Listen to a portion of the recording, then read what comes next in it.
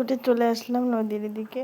দুদিন যাবৎ সারা রাত করে বৃষ্টি হচ্ছে, তো ভাবলাম দেখি আজকে সকাল থেকে উঠে ঘুম থেকে উঠে একদম সোজা চলে আসলাম নদীর দিকে।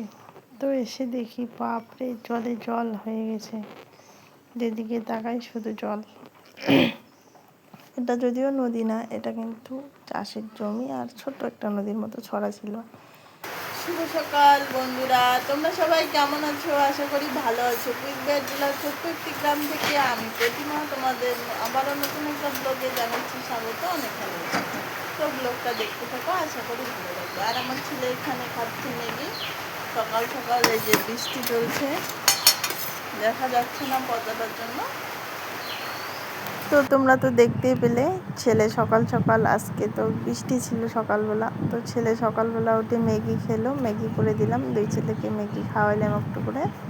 আর আমি এদিকে উনান জ্বালিয়ে নিচ্ছি, কারণ আজকে চালের ছাতু করব, তার জন্য।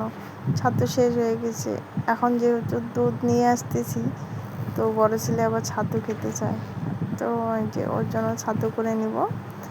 আর তারপর এদিকে বাবা নিয়ে এসছে মাছ ধরে, তো মাছ দিয়েছিল কিছু, তো ওই মাছগুলোই বাছতেছি।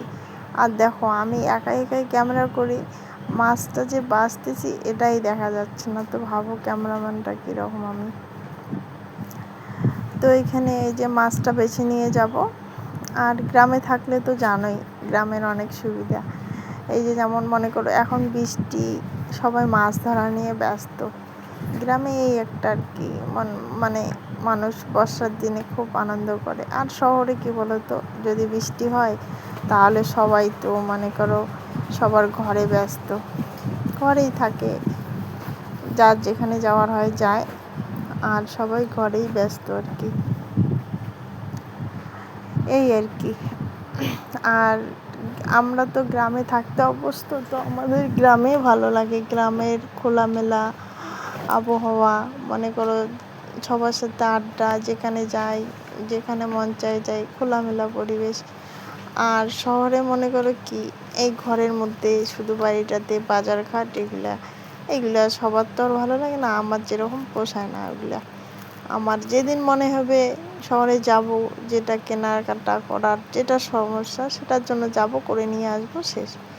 কিন্তু শহরে থাকতে আমি অভ্যস্ত না।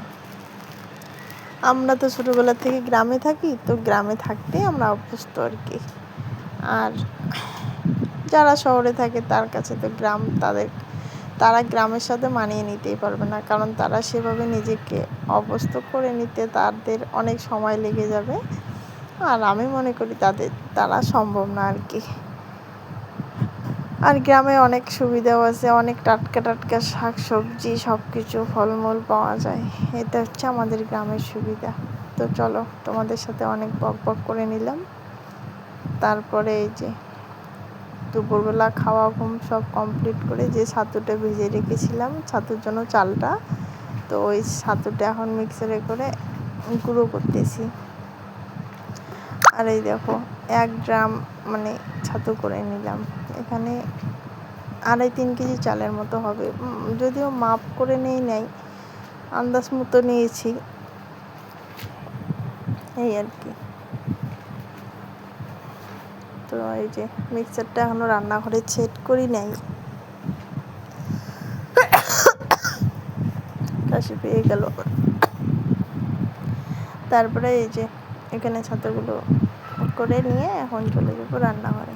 যখন করি তো মিক্সারটা এখানে শোয়ার ঘরেই সেট করে করি আর কি। তারপরে এই যে বিকালবেলা দেখো, বড় ছেলে তো ঘুম থেকে উঠতেছিল না, আর ছোটো ছেলেকে যেই বলছি পাপা একটু দাদাকে তোল, দেখো দাদাকে কি মারটা মারে। পাপা মার দিবে এখন দাদা তোকে, দাদাকে মার দিস না।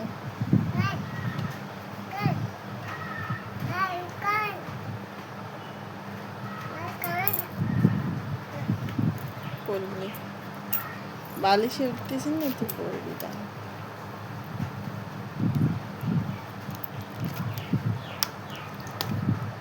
কেন দাদাকে মার দিস, কেন মার দিস? বেশি দুষ্টামি সব সময়, তোকে যদি মার দে তখন তো তুই কান্না করিস, তোকে বাদ দিলে তো তুই কান্না করিস। তুই দাদাকে কেন মারিস?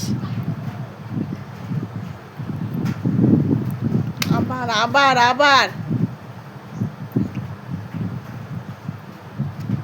ওই ওই গরু নাকি কামড় দেয়?